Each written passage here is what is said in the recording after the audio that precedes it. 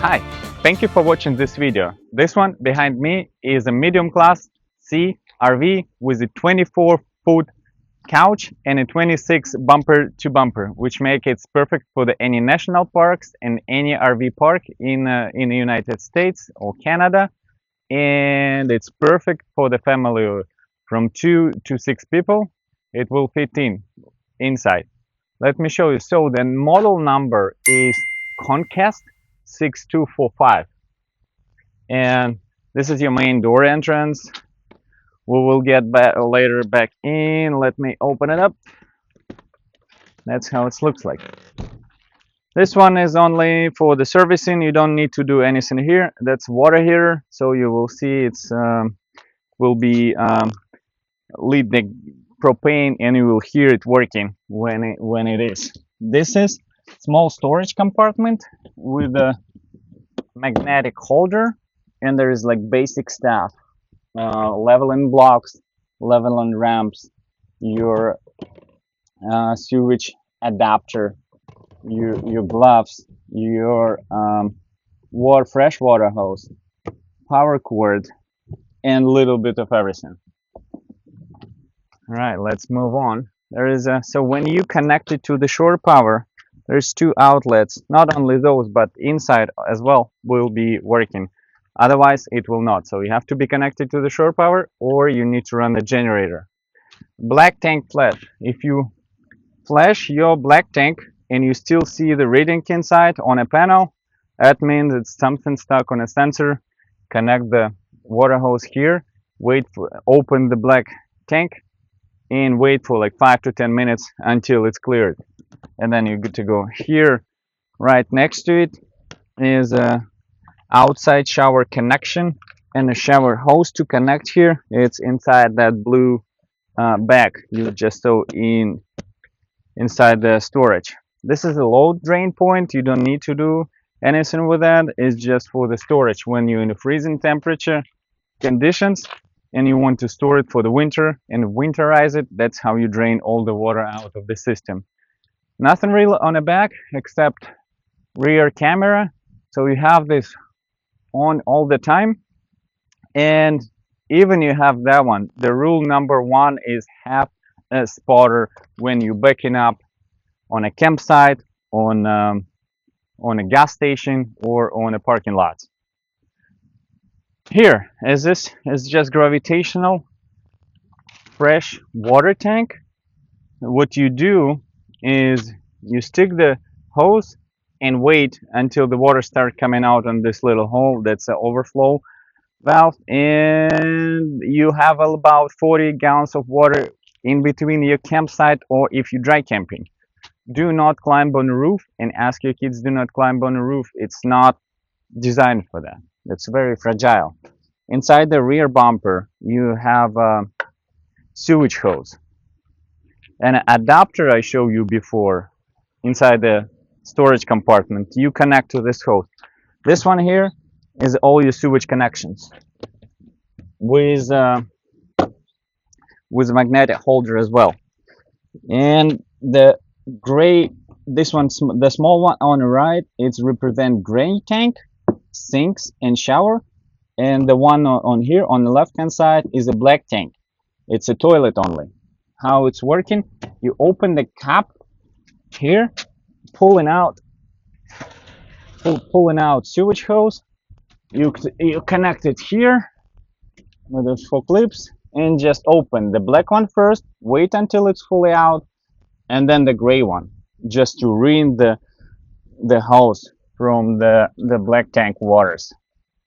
Then when you're done, wait for 5 minutes, until it's like fully drained, disconnect it and move it back into the rear bumper, and then you're done.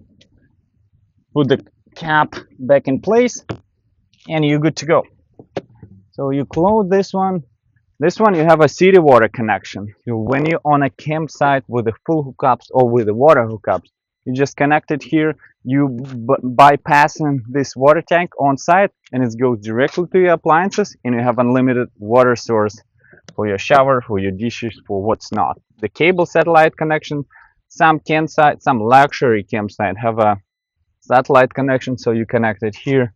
It goes to your TV, and you have a local channels. Power cord in a storage. You pulling it out, connect it here, and connect it on the other side on the campsite. This is 30.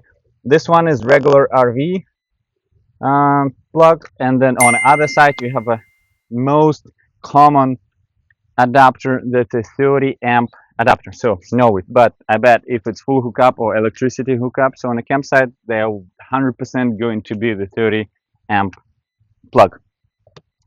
Regular gasoline only. Have a key from it on your with everyone else, and it's marked as a gas, so you're not gonna be a problem to find it. Little storage, kind of small one, and that's the only storage for this outside storage for this RV. It's pretty high, so you can keep your most people using this for the camping chairs here, or if it fits something else from your list, just feel free to use it. So the next compartment on the bottom here is propane. So to fill up propane, you just pull up, show where is it to the technician who do it for you. He will do. You don't need to do anything here. They will do it for you. You might want to keep it closed when you're driving, but it doesn't really matter. I don't mind either way. Never been a problem. So when it's full, it's going to be 80% because it needs some air to be inside. So don't be surprised with it. When you come, it will be 80%. When you bring it back, make sure it's 80% as well. Those two as well is just a maintenance for your couch battery. It's a very good battery, and can hold you for a week even with no sun. There is a solar panel on top, keep it charged. There is a on-site generator. I will tell you more details about the generator and what the causes you might want to use it. The cabin. So this is the E350 Super Duty Ford. Regular car with that's the parking brake. That's how you release it, and that's how you engage it. Other than that, there is nothing new for you. It's a regular car. And I forgot to tell you here, this model have a it's called full wall slide out, because you have a slide out here, and this is not an awning. Some people think it's awning. It's just making a roof when you slide this part of RV. So it's coming from here to here. So make sure when you arrive on the campsite, you connect everything before you use the slide out. And it slides out about, what, 3 to 4 feet, let's say 4 feet. And ideally, you have someone outside, to watch. Nothing on its way or no kids playing around. So just to be safe, have someone watch you when you slide it out. As per mirrors, it's not automatic or anything. You just move it with your hands up and down, right to the left. So make sure you adjust it before you start driving. Nothing really up front. Only keep in mind the height. It's 11.5. So stay away from the trees. No contact with the trees. Just be safe. The trees is your worst enemies. No contact with the trees, and stay a little bit to your left when you're driving if you see the branches hanging too low. That's the same passenger seat. No any difference from normal car. Here, from here to there, it's an awning. If I'm not mistaken, it's 15 feet length and about 6 or 8 extends out. There is a button inside you can use to roll it out and back in. It's all the way on your control panel. I will show you in details. Here on the bottom, before you go anywhere else, let me show you. This red one is just disconnect the battery from the couch. So that's a couch battery disconnected from the couch. That's how you turn it back on. And this is a light, entrance light. So you know when you, even in the night, you turn it on and I have a light. This one, little storage compartment. Yeah, most likely it was designed for the shoes, but again, you can use it for whatever you want. The fire extinguisher for safety, and right on my left hand side is the kitchen area. You have a sink, have a two little storages here with a trash bin and silverware on the right hand side, some cleaning supplies on the left hand side as well, and there is two more storages with all the kitchen small stuff. A little storage right next to control panel, and we keep here emergency kit and privacy curtain for your cabin. So you take it out and cover the windows in your cabin from outside, and you can stay in the night here and have no one can see through. So kitchen going on with the microwave. So for the microwave, in order to see it's not working right now, for the microwave, you need to run the generator from the control panel, or you need to be connected to the shore power. Control panel. Here you can, that's how you start your generator. You just press and hold until this light is solid red, and then you release it and it's running. Wait for 1 or 2 minutes, and then your appliances will be powered.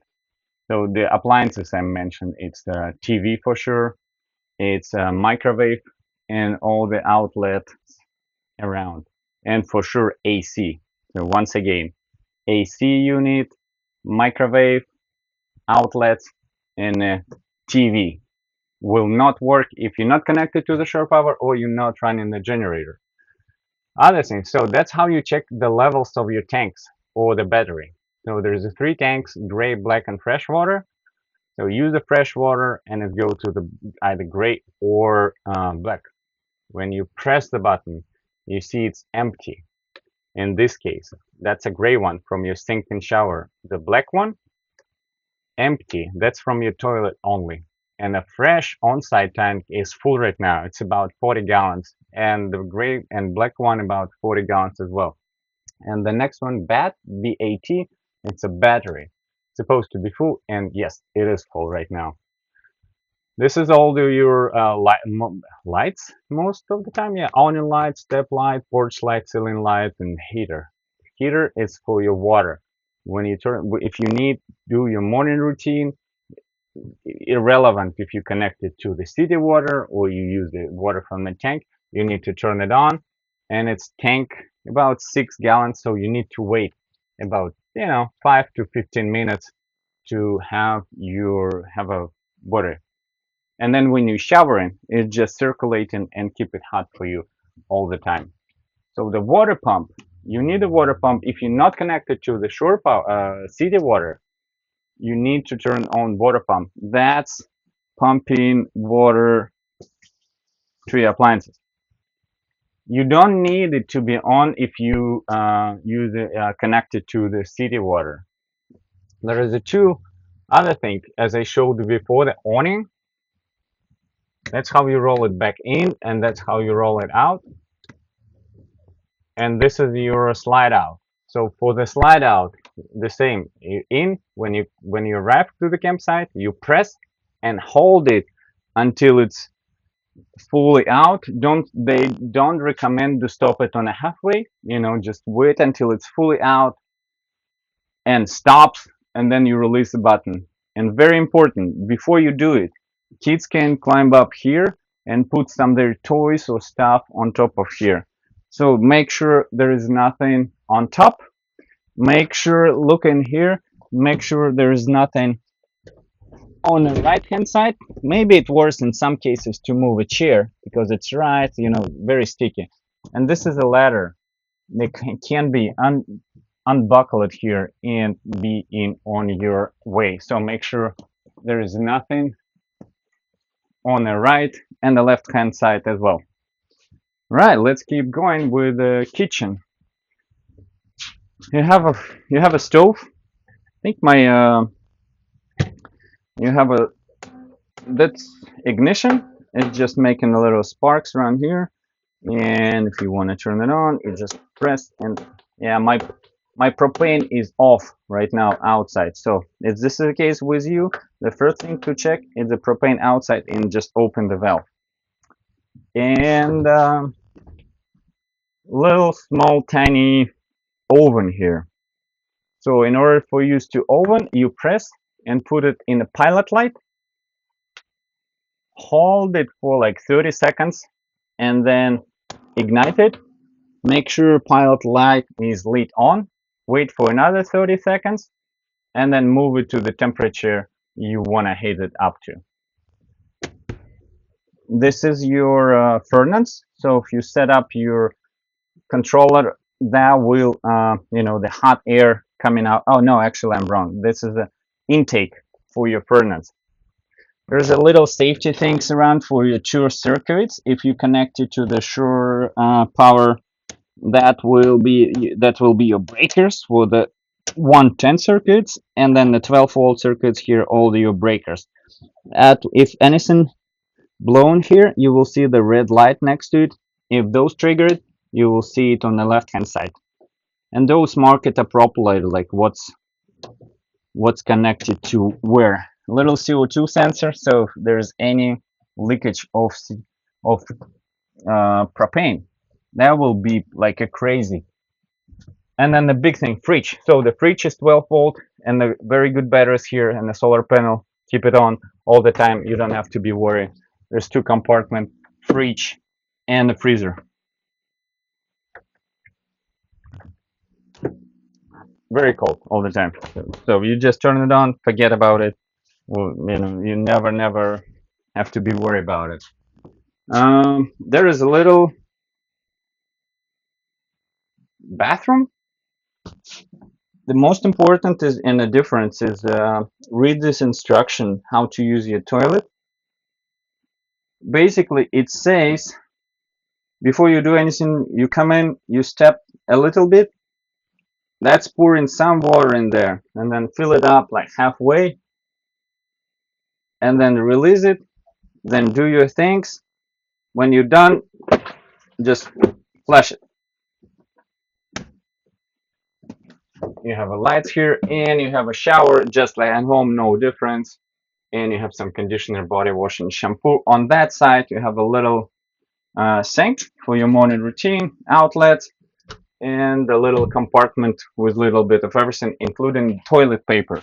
So the best one is do not dispose anything in the toilet except the provided toilet paper. Very important, because otherwise it will be nearly impossible to clean. That's your thermostat. You control it from here your furnace and your AC unit, or you can just set it in auto. Set the low, high, or auto, and then you can do auto. The same, it's 71. So again, you have to be connected to the shore power, run the generator, that will trigger AC. But furnace, you don't have to be. That's on the propane and 12 volt.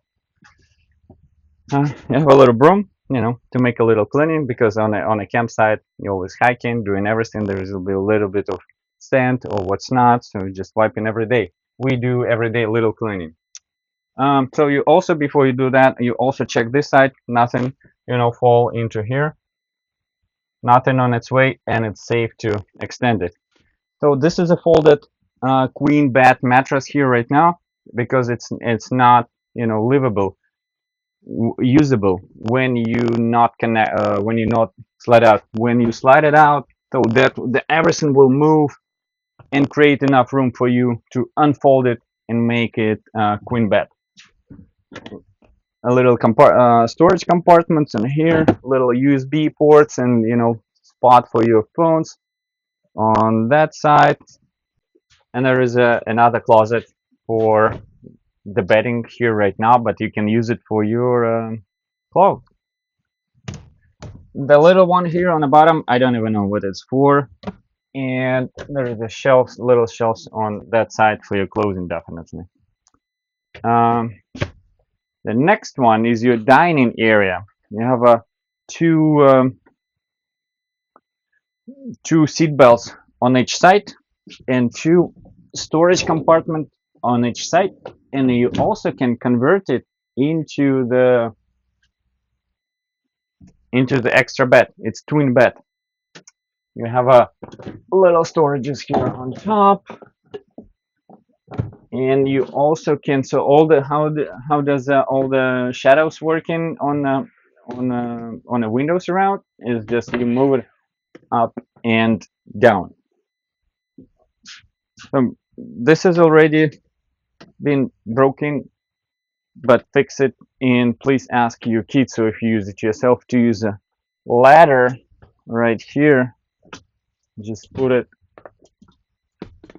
on this little notches and just crawl up. Never even people always ask me if anyone did ever fall. Never been I ever heard about anything like that.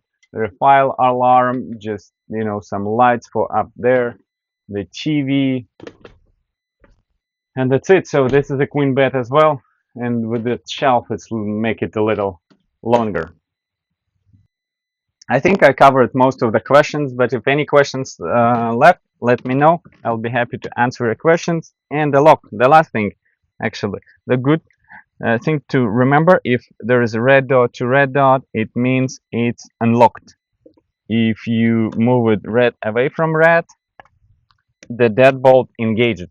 So that's how you know the door is locked when you start driving. Also, the good rule, if anything inside the couch can slide and fall, it will slide and fall. Also, pack up everything tightly in the fridge so it's not moving around. Otherwise, it's on a sharp turn, it can swing and open the door wide and just fall down and make a little mess. If anything broken while you out there, let me know immediately so I can order the parts for the next customers, because everything most of the time on the back order, and it's a long time to wait. Thank you again for watching this video. Stay away from the trees, stay safe, drive safe, see you on the road.